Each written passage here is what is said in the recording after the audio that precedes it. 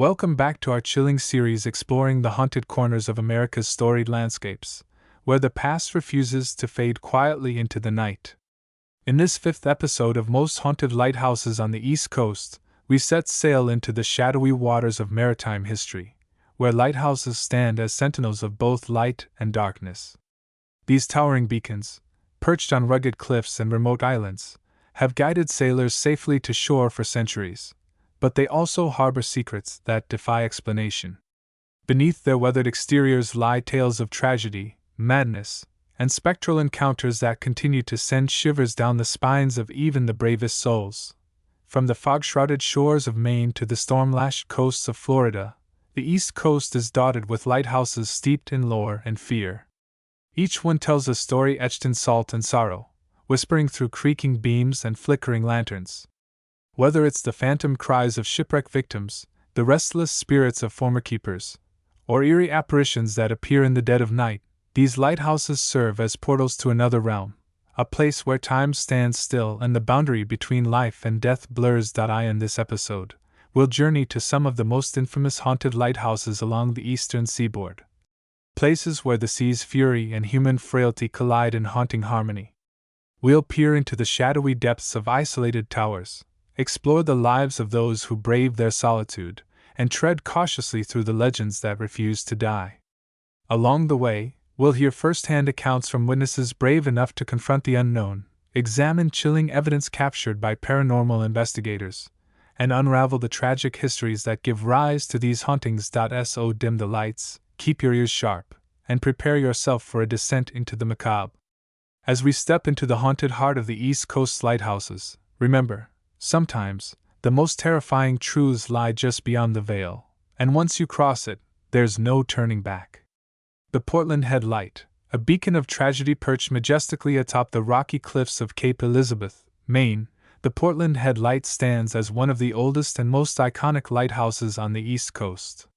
Commissioned by George Washington himself in 1791, this historic beacon has guided countless ships through the treacherous waters of Casco Bay for over 2 centuries. Its striking red brick tower and sweeping views of the Atlantic make it a beloved landmark, yet beneath its picturesque exterior lies a darker narrative, one marked by shipwrecks, suicides, and ghostly apparitions that continue to haunt its grounds.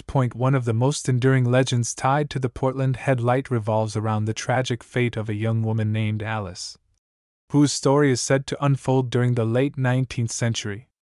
According to local lore, Alice was the daughter of the lighthouse keeper at the time, living a quiet life within the confines of the keeper's quarters. Her world unraveled when she fell deeply in love with a sailor who frequented the nearby harbor. Their romance blossomed under the watchful gaze of the lighthouse, but their happiness was short-lived. One fateful evening, her lover's ship was caught in a violent storm and dashed against the jagged rocks below the cliffs. Consumed by grief, Alice took her own life by leaping from the very cliffs her father's light had sought to protect. Visitors to the Portland Head Light often report encountering Alice's spirit, which is said to linger near the base of the cliffs and the surrounding shoreline. Many describe hearing faint sobbing carried by the wind, accompanied by the sound of waves crashing violently against the rocks, as though reliving the moment of her lover's demise. Others claim to see a translucent figure dressed in Victorian attire wandering aimlessly along the edge of the cliff, her face obscured by despair. Some have even reported feeling an icy hand brushing against their cheek, as if Alice were reaching out to share her sorrow. Another prominent figure in the lighthouse's haunted lore is believed to be Joshua Strout, a long-serving assistant keeper whose dedication to his duties bordered on obsession. Historical records indicate that Strout worked tirelessly to maintain the light, often neglecting his health and personal relationships in the process. His ghost is said to roam the interior of the lighthouse, ensuring that everything remains in working order. Guests exploring the site recount seeing a gaunt man clad in period clothing inspecting the lantern room or tinkering with machinery, only to vanish without explanation. Others describe hearing footsteps echoing through the empty halls, accompanied by the faint clinking of tools. The keeper's quarters, now converted into a museum, have also gained a reputation for paranormal activity. Employees tasked with maintaining the space frequently report objects moving inexplicably. Chairs are found rearranged, books fall from shelves, and doors slammed shut on their own. One particularly unnerving incident involved a tourist who swore she saw a child playing with marbles in the corner of a room, only for the child to disappear when approached. Theories abound that the boy may have been a victim of illness or accident during the home's early years, forever trapped in the confines of its lower levels. Modern-day investigations into the Portland Headlight's supernatural claims have yielded intriguing results. Thermal imaging cameras reveal significant temperature drops in specific areas, including the lantern room and the cliffs below. Electromagnetic field (EMF) meters register unusual spikes, particularly near antique furniture pieces believed to have belonged to original occupants. Perhaps the most compelling evidence comes from audio recordings, which capture disembodied voices uttering fragmented sentences like "save them" and "don't let go." Despite, or perhaps because of, its haunted allure, the Portland Headlight remains a popular destination for tourists eager to immerse themselves in its storied past. For those brave enough to visit after dark, the possibility of encountering Alice, Joshua Strout, or one of the countless other spirits said to linger adds an element of excitement and trepidation. Yet, as each new visitor steps onto the windswept cliffs, they must decide whether they are ready to face the echoes of the past, or will they become another chapter in the lighthouse's tragic tale? The St. Augustine Lighthouse, shadows of the forgotten nestled amidst the sun-drenched beaches and Spanish moss-draped oaks of St. Augustine, Florida. The St. Augustine Lighthouse rises like a solemn sentinel over the Matanzas Bay. Built in 1874 to replace an earlier structure destroyed by erosion, this imposing black and white striped tower has stood as both a guidepost for mariners and a grim reminder of the tragedies that befell those who called it home. Its storied history is steeped in loss, betrayal, and spectral encounters that have earned it a reputation as one of the most haunted sites on the East Coast. One of the most infamous incidents tied to the St. Augustine Lighthouse occurred during its construction, when 3 young girls lost their lives in a horrific accident. Historical accounts detail how the daughters of Hezekiah H. Pitt, the chief engineer overseeing the project, were playing near the site when a cart carrying construction materials tipped over, plunging them into the bay below. Despite frantic rescue efforts, all 3 perished. Locals believe their spirits remain bound to the lighthouse, unable to leave the place where their lives so abruptly ended. Visitors frequently report hearing childish laughter echoing through the grounds, accompanied by the sound of running footsteps. Some claim to see 3 small figures playing tag around the base of the tower, their forms vanishing when approached. Another haunting presence believed to inhabit the lighthouse is that of Joseph Andrew, its first official keeper, who met a tragic end in 1859. Tasked with painting the exterior of the tower, Andrew fell from scaffolding and plummeted to his death. Witnesses describe seeing a man in old-fashioned work clothes scaling the ladder leading to the lantern room, only to disappear before reaching the top. Others report hearing faint cries for help emanating from seemingly empty spaces within the structure. Some speculate that Andrew's spirit remains tethered to the lighthouse, forever attempting to complete the task that claimed his life. Adding to the site's haunted allure is the mysterious figure known simply as the Dark Watcher. Described as a tall, shadowy silhouette cloaked in darkness, this entity is said to appear on the catwalk encircling the lantern room. Those who glimpse it often feel an overwhelming sense of dread, as though being watched by something far older and more malevolent than mere human comprehension allows. Paranormal investigators exploring the lighthouse have captured photographs of what appears to be a humanoid shape standing motionless against the backdrop of the night sky, its features indistinct yet undeniably sinister. The keeper's quarters, located adjacent to the tower, have also become a focal point of paranormal activity. Employees tasked with maintaining the space describe hearing muffled voices and the sound of footsteps echoing through the narrow passageways, though no one else is present. Objects are known to move inexplicably. Tools vanish only to reappear hours later in entirely different locations. One particularly unnerving incident involved a volunteer who swore he felt cold fingers gripping his shoulder while ascending the spiral staircase, a sensation so intense that he fled the premises immediately. Despite, or perhaps because of, its grim history, the St. Augustine Lighthouse continues to attract curious souls eager to confront its spectral inhabitants. For many, visiting the site serves as both a pilgrimage and a reckoning, an opportunity to honor the lives lost and acknowledge the sacrifices made in pursuit of safety and survival. Whether you're drawn by the allure of its haunting beauty or the weight of its tragic legacy, the St. Augustine Lighthouse offers an unforgettable experience where the past refuses to fade quietly into oblivion. The New London Ledge Light, madness amidst the waves floating defiantly amidst the swirling tides of Long Island Sound. The New London Ledge Light stands as a stark testament to isolation, madness, and the relentless power of nature. Constructed in 1909 on a submerged reef off the coast of Connecticut, this compact yet striking lighthouse served as a critical navigational aid for vessels traversing the bustling waterways of New England. Its unique design, featuring a red brick mansion-like structure atop a concrete foundation, earned it the nickname, "the house that sits on water." But behind its quaint appearance lies a harrowing tale of despair, mental collapse, and ghostly encounters that continue to chill visitors to this day. At the center of the lighthouse's haunted lore is Ernie, the tormented spirit of John Ernie Randolph Criswell, a keeper who served at the station during the mid-20th century. Known for his eccentric personality and increasing paranoia, Criswell struggled to cope with the crushing solitude of life at sea. Historical records indicate that he became convinced his wife was having an affair, a belief fueled by his growing detachment from reality. On October 11, 1936, Criswell's mental anguish reached a breaking point. After writing a cryptic suicide note addressed to his imagined betrayers, he hanged himself in the lantern room, leaving behind a legacy of sorrow that continues to haunt the lighthouse. Visitors to the New London Ledge Light often report encountering Ernie's restless spirit, which is said to manifest in unsettling ways. Many describe hearing faint footsteps pacing anxiously across the wooden floors, accompanied by the sound of chains rattling ominously in the distance.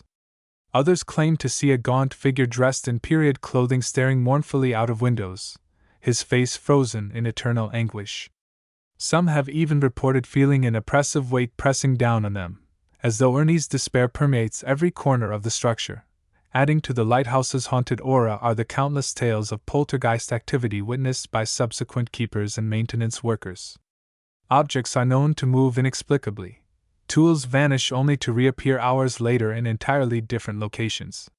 One particularly unnerving incident involved a Coast Guard crewman who swore he saw a chair levitate several feet off the ground before crashing back down with a deafening thud. Others describe hearing disembodied voices whispering unintelligible phrases, as though someone, or something, is trying to communicate from beyond the grave. Paranormal investigators exploring the New London Lighthouse have captured compelling evidence of its supernatural activity. Thermal cameras reveal cold spots concentrated near the lantern room and the keeper's quarters, where much of the tragedy unfolded. Audio recordings pick up fragmented phrases like, "Leave me alone," and "I can't take it anymore," delivered in tones of sheer desperation. One particularly unsettling discovery came when a team member set up motion-activated cameras overnight, capturing footage of a translucent figure standing motionless at the midpoint of the spiral staircase before vanishing without explanation. Despite, or perhaps because of, its haunted reputation, the New London Ledge Light remains a popular destination for tourists and locals alike. Its picturesque setting and rich history make it a favorite spot for photography and leisurely boat tours. For those brave enough to venture inside after dark, the promise of encountering Ernie or one of the countless other spirits said to linger adds an element of fascination and trepidation. Yet, as each new visitor steps onto the floating foundation, they must ask themselves, are they prepared to face the echoes of the past, or will they become another chapter in the lighthouse's macabre legacy? Patterns across haunted lighthouses, themes of isolation and resilience as we traverse the haunted landscapes of the East Coast, from the windswept cliffs of Maine to the sun-drenched shores of Florida. Striking similarities emerge that transcend individual locations and histories. These patterns are not merely coincidental but reflect universal themes of human emotion, unresolved trauma, and the enduring power of memory. From the wailing wards of hospitals to the shadowed basements of monuments, these sites share a commonality that binds them together in a spectral sisterhood of sorrow and suspense. One recurring motif is the concept of unfinished business. Whether it's the victims of unethical experiments, or the betrayed trust of patients subjected to inhumane treatments, These spirits seem tethered to the earthly realm by grievances left unaddressed. Their presence manifests as restless energy, often communicated through auditory phenomena, cries, whispers, or disembodied voices, that serve as pleas for acknowledgement or closure. This theme resonates across cultures and belief systems, reflecting humanity's innate need to resolve conflict and seek peace, even in death. Another shared characteristic is the role of architecture in amplifying paranormal activity. Historic buildings, with their labyrinthine corridors, thick walls, and hidden alcoves, create environments conducive to isolating individuals and heightening fear. These structural elements act as metaphors for the psychological barriers erected by those who suffered within their confines, trapping emotions such as anger, despair, and regret. It's no coincidence that many reported hauntings occur in spaces imbued with emotional significance: operating rooms where surgeries went awry, basements where bodies were stored, or wards where patients met tragic ends. Lighting and sensory manipulation also feature prominently in these narratives. Flickering lights, sudden temperature drops, and inexplicable odors are staples of ghostly encounters, designed to disorient and unsettle. Such phenomena strip away the comfort of familiarity, forcing guests to confront the unknown. The use of mirrors, a recurring element in stories from various haunted hospitals, adds another layer of psychological tension, as reflections distort perception and blur the boundary between self and other. This interplay of light and shadow becomes a tool wielded by unseen forces, creating moments of visceral terror that linger long after the initial shock subsides. Finally, the prevalence of historical context cannot be overstated. Each location's haunting is deeply rooted in its unique past, shaped by the socio-cultural milieu of its time.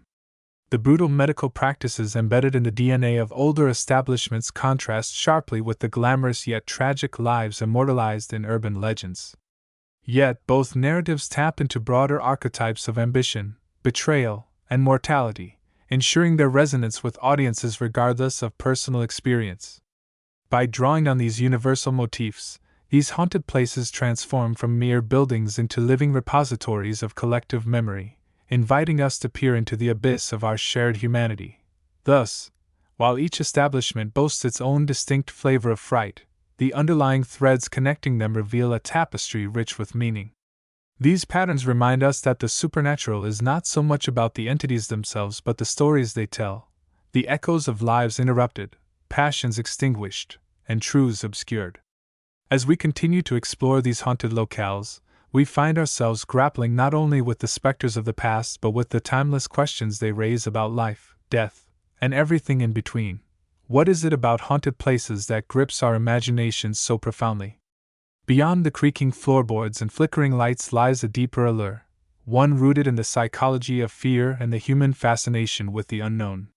These sites, by their very nature, are places of vulnerability. They are where we confront our mortality, stripped of autonomy and control, relying entirely on the expertise of others to heal us, or where justice was denied, leaving wounds that refuse to heal. When these spaces become haunted, they amplify our primal fears, transforming familiar settings into arenas of existential dread. The combination of historical context, architectural design, and the lingering presence of past suffering creates a perfect storm of terror that resonates deeply within us. At the core of this captivation is the concept of liminality, the state of being on the threshold between two worlds. Haunted places exist in this liminal space, bridging life and death, health and illness, hope and despair. This inherent duality makes them fertile ground for supernatural narratives. Ghosts, as manifestations of unresolved trauma or unfinished business, embody the tension of being caught between states. They serve as reminders that the boundaries we construct, between life and afterlife, sanity and madness, are far more permeable than we'd like to believe.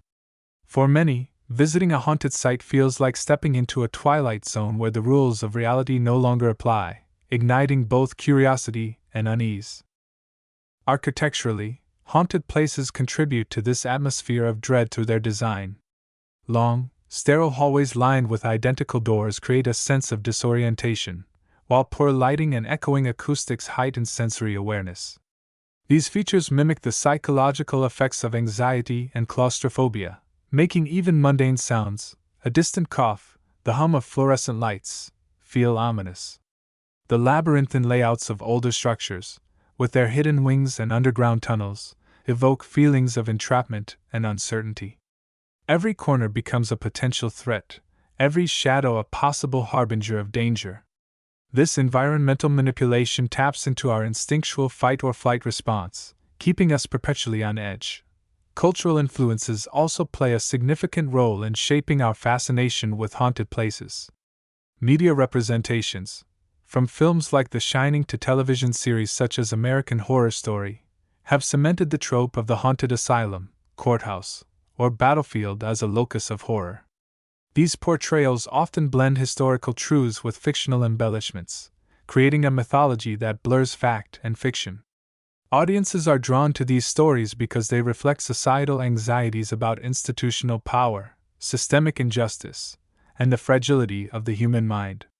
Haunted places become microcosms of larger fears: the loss of agency, the misuse of authority, and the haunting specter of mistakes made in the name of progress. Moreover, haunted places appeal to our desire for catharsis. Engaging with these tales allows us to process our own fears about mortality, injustice, and the flaws inherent in systems meant to protect us. By confronting ghostly apparitions and unexplained phenomena, we externalize internal anxieties, transforming abstract fears into tangible adversaries.